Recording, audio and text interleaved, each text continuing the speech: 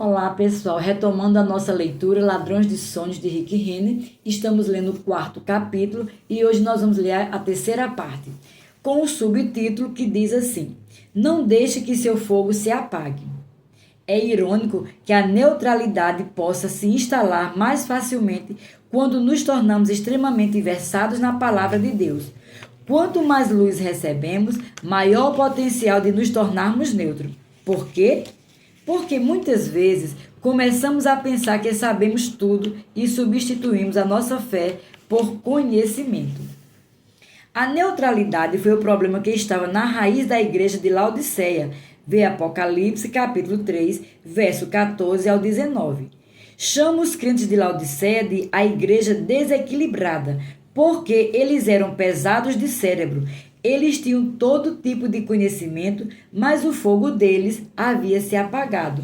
Isto é algo que Deus simplesmente não pode entender, porque ele não é neutro em nada. A Bíblia deixa claro demais que a neutralidade é algo totalmente desprezível e repugnante para o Senhor. Em Apocalipse, no capítulo 3, do verso 15 ao 16, Jesus diz ao pastor da igreja de Laodiceia: Conheço as tuas obras, que nem és frio nem quente. Quem dera fosses frio ou quente. Assim, porque és morno e nem és quente nem frio, estou a ponto de vomitar-te da minha boca. Primeiro Jesus disse: Conheço as tuas obras. A palavra grega para conheço é oida, que significa ter conhecimento íntimo de alguém. Jesus estava dizendo: Eu sei tudo sobre você. Eu vejo tudo o que você faz. Eu conheço os motivos e intenções do seu coração. Cada pensamento que você tem e cada sentimento que você sente. Jesus continua dizendo: Quem dera fosses frio ou quente. Assim, porque és morno e nem és quente nem frio, estou a ponto de vomitar-te da minha boca. Para entender o que Jesus está dizendo aqui, temos de estudar o ambiente histórico no qual os crentes de Laodiceia viviam. A cidade de Laodiceia foi construída em uma região que era cheia de atividade sísmica e havia sofrido muitos terremotos. Como costuma acontecer nas áreas sísmicas, aberturas subiam da profundeza da terra, permitindo que a água fervente atingisse a superfície. Na cidade vizinha, Hierápolis, essas fontes de água quente eram famosas. As pessoas viajavam grandes distâncias para se banhar nessas águas, acreditando que elas possuíam poderes medicinais. Uma experiência nessas águas era vista como terapêutica e eficaz para melhorar a saúde. Outra cidade chamada Colossos não ficava muito distante. Assim como Hierápolis era conhecida por suas fontes de água quente, Colossos era conhecida por suas águas frias. Assim como as pessoas viajavam até Hierápolis para se banhar nas fontes de água quente para fins de saúde, elas também viajavam grandes distâncias no verão para passar as férias em Colossos, onde podiam se revigorar, dando mergulhos frequentes nas famosas águas refrescantes, frias e quase congelantes dessa cidade. Laodiceia podia ter sido a maior e mais rica cidade da região, mas ela não tinha nem água fria nem água quente. Portanto, as pessoas de Laodiceia tinham de sair de suas casas luxuosas e viajar até Colossos se quisessem desfrutar de águas frescas e frias. Por outro lado, os que desejavam se banhar nas fontes de água quente tinham de viajar 10 quilômetros até Hierápolis. Certa vez, na tentativa de levar a água quente de Hierápolis para Laodiceia, os romanos iniciaram um enorme projeto de construção. O objetivo dos que iniciaram o projeto era construir tubulações que canalizassem água quente por 10 quilômetros de Hierápolis até a cidade de Laodiceia. As tubulações efetivamente entregaram à água um verdadeiro feito de construção naquela época. Infelizmente, porém, a água perdeu calor ao longo do caminho. Quando chegou a Laodiceia, ela não apenas estava morna, como havia desenvolvido um gosto enjoativo. O gosto era tão repugnante que ninguém queria bebê-la. Dessa forma, quando Jesus disse à igreja de Laodiceia: Assim, porque és morno e nem és quente nem frio, estou a ponto de vomitar da minha boca. Essa mensagem foi uma pancada forte. Ele estava dizendo: por que vocês se tornaram tão mortos, tão apáticos, tão enjoativos e tão repugnantes? Porque de vocês não fluem águas de refrigério espiritual e porque não lhe resta qualquer propriedade curativa. Eu vou vomitá-los da minha boca. A palavra vomitar é o grego emeo e ela significa vomitar, cuspir ou regurgitar. Essa imagem de Jesus ameaçando vomitar aos laodicenses da sua boca não significa que ele os estava rejeitando ou deserdando. Ela só revela o quanto um estado de mornidão espiritual é totalmente desagradável para o Senhor. Você já tomou uma colherada de sopa morna ou de um gole em uma bebida morna que você esperava que estivesse quente ao extremo? Ou pior ainda, você já deu uma mordida sem querer em um sanduíche mofado ou em um pedaço de fruta estragada? O desprezar dessa experiência é um reflexo da repulsa que Deus sente com relação à caminhada espiritual de um cristão morno. Com ele, não existe meio termo. Ele condena totalmente o estado espiritual que permite que a pessoa permaneça neutra, descompromissada e passiva. Pelo fato desses crentes de Laodiceia serem mornos, eles não serviam para nada na obra do reino de Deus. Eles não eram frios e revigorantes, nem eram quentes e curativos. Eles estavam estacionados no meio como alguma coisa que havia perdido tanto sabor quanto calor ao longo do caminho. Assim, o versículo 16 poderia ser traduzido desse modo: porque vocês perderam a sua esperança e ficaram mornos, porque não fluem de vocês águas de refrigério e não lhe restam nenhuma propriedade curativa, eu acho o gosto de vocês na minha boca desagradável. Não posso suportá-lo mais e não tenho outra escolha a não ser vomitar vocês. Quando o meu ministério estava começando, cada fibra do meu ser ardia por ver o Espírito de Deus se mover. Quando eu pregava ou orava pelas pessoas, se alguém fosse salvo, curado ou cheio do Espírito Santo, eu saltava, gritava e me alegrava com ele. Mas aquela paixão ardente havia diminuído quando chegou o tempo em que o Senhor me disse que eu havia me tornado indolente. Eu havia visto tantos milagres e obras sobrenaturais de Deus que em algum momento me permiti perder a minha profunda apreciação por aquelas demonstrações do seu poder na vida das pessoas. Eu havia me tornado neutro, indolente e morno. Poderíamos dizer que eu havia começado meramente transitar pelas coisas de Deus e perdido temporariamente a sensibilidade para discernir o que ele estava tentando fazer através de mim. As coisas haviam simplesmente se tornado como negócios do dia a dia. Esse é um estado abominável para qualquer crente, mas ele é especialmente detestável para um ministro do Evangelho. Algumas pessoas são absolutamente apaixonadas por Deus quando experimentam pela primeira vez a liberdade do louvor e da adoração e o poder de pregar e ensinar a palavra imutável de Deus. Elas mal conseguem esperar para chegar à igreja para cada culto. Elas estão sempre querendo mais da presença do Espírito Santo durante o louvor e a adoração e aguardam com expectativa cada uma das mensagens do pastor. Mas à medida que esses mesmos crentes frequentam um culto após o outro, eles gradualmente vão se acostumando com a liberdade no louvor e na adoração. À medida que o tempo passa, a música perde a empolgação e elas raramente erguem as mãos ao Senhor ou saem do seu lugar para dançar diante dele. Elas ainda amam a Deus e desejam servi-lo. Entretanto, tornaram-se tão aclimatadas com o novo ambiente que ficaram anestesiadas para o que o Espírito Santo está fazendo ao seu redor. Infelizmente, isso não é raro entre os cristãos. Acontece o tempo todo. Aqueles de nós que somos ministros precisamos estar especialmente vigilantes para impedir que venhamos a cair em um estado de indolência e neutralidade. Mover-se no poder do Espírito Santo é o nosso trabalho. Ganhamos a vida com as coisas de Deus. Nós oramos e ouvimos Deus. Nós preparamos mensagem que leva os outros a crescerem na sua caminhada espiritual. Nós nos movemos nos dons do Espírito.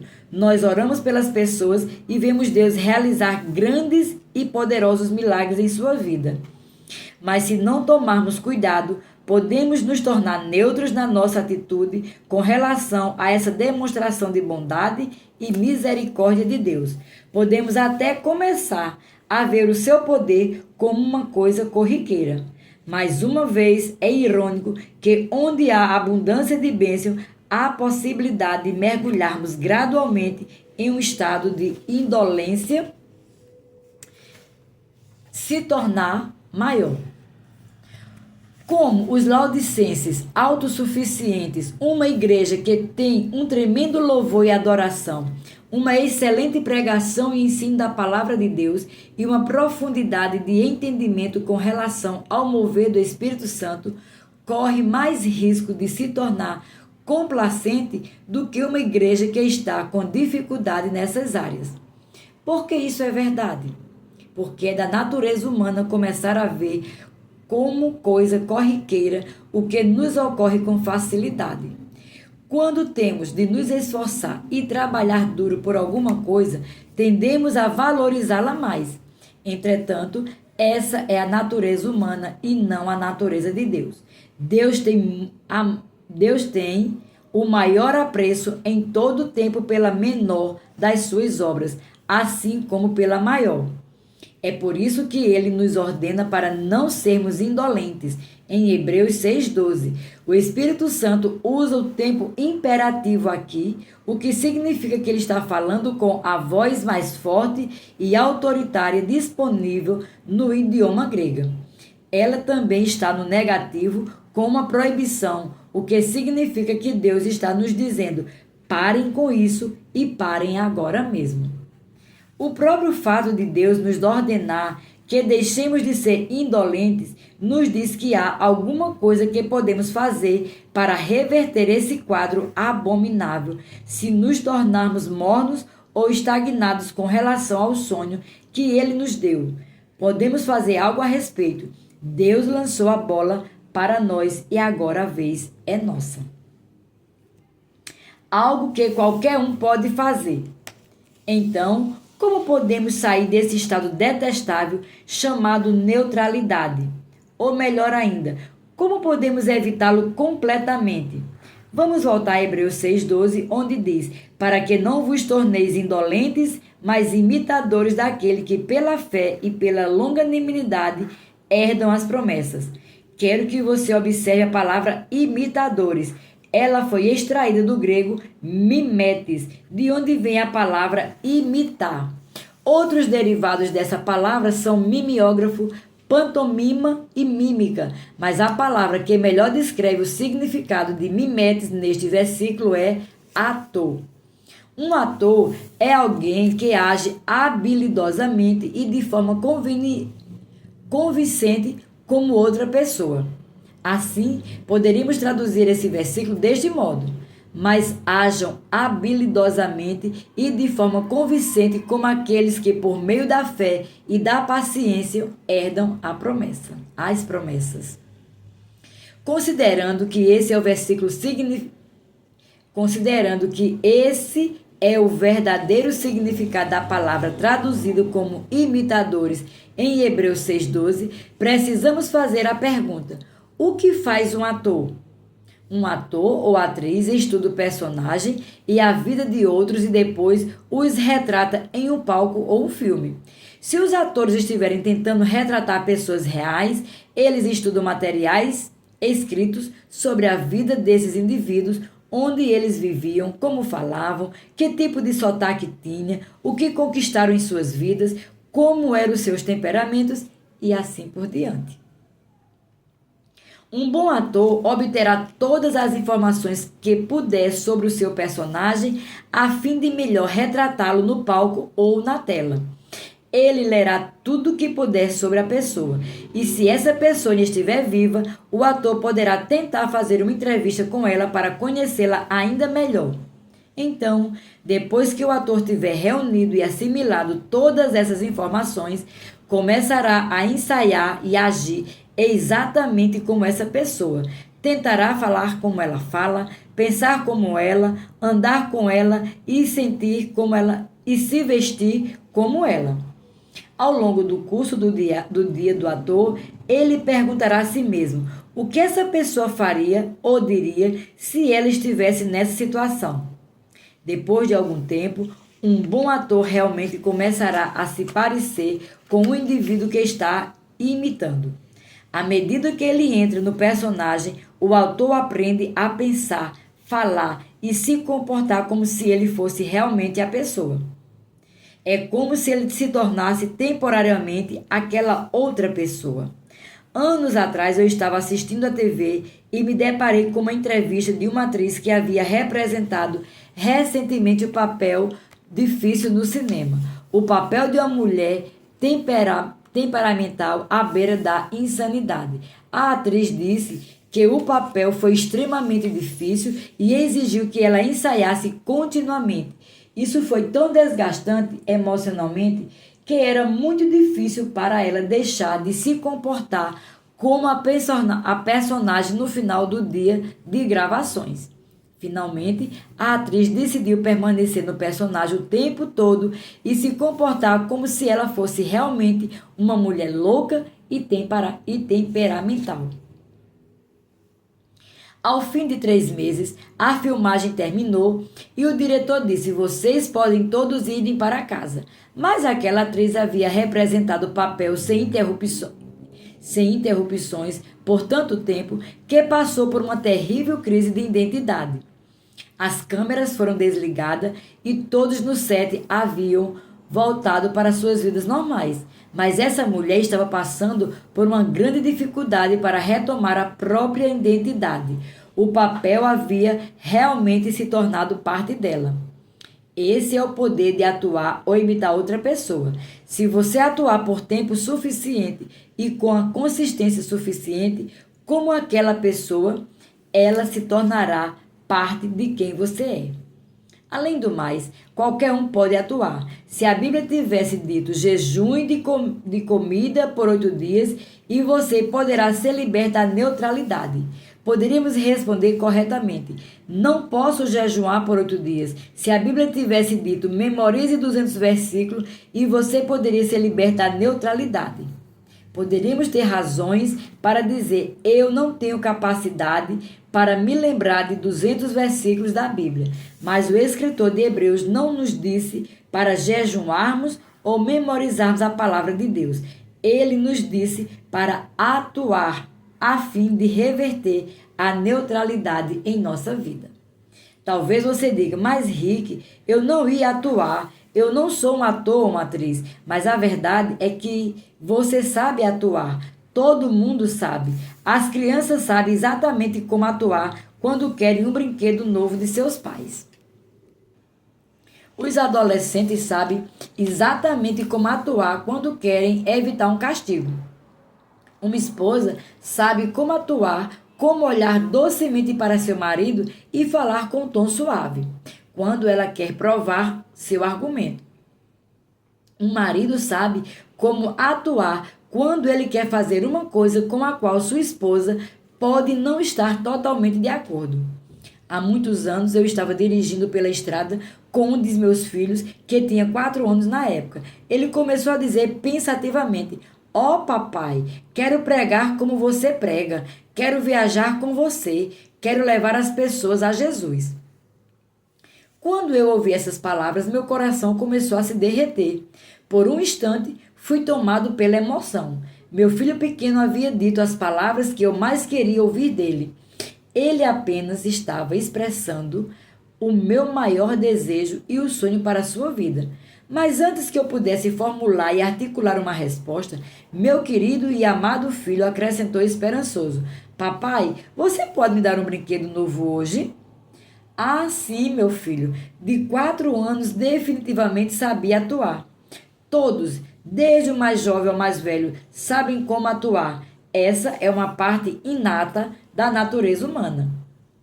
Entendendo o poder da imitação, o escritor de Hebreus disse: em outras palavras, se vocês se tornarem neutros, encontrem pessoas que ainda estejam em chamas e as observe o que elas dizem, como elas se comportam e como vivem. E depois haja como elas, faça o que elas fazem, diga o que elas dizem e comportem-se como elas se comportam. Sejam imitadores do que pela fé e paciência herdam as promessas. Alguém pode perguntar, mas isso não é hipócrita? Não é errado agir como se você se sentisse ótimo quando na verdade está se sentindo péssimo? Absolutamente não. Atuar e imitar são fundamentais para a vida cristã. É por essa mesma razão que nos é dito, mas revestivos do Senhor Jesus Cristo e nada disponhais para a carne. Romanos capítulo 13, verso 14. Você sabe por que nos é ordenado nos revestirmos do Senhor Jesus Cristo? Porque se não decidirmos nos revestir do caráter de Cristo, daremos munição para a carne. Revestir-se de Cristo é uma decisão diária e isto leva a uma transformação mental diária. Então, desperte todas as manhãs e eu declaro que você tem a mente de Cristo. Decida-se agir como quem você realmente é no Espírito, uma nova criatura com a natureza, o caráter, os desejos e o comportamento de Jesus Cristo. Haja como Jesus. Ficamos por aqui e até o próximo vídeo.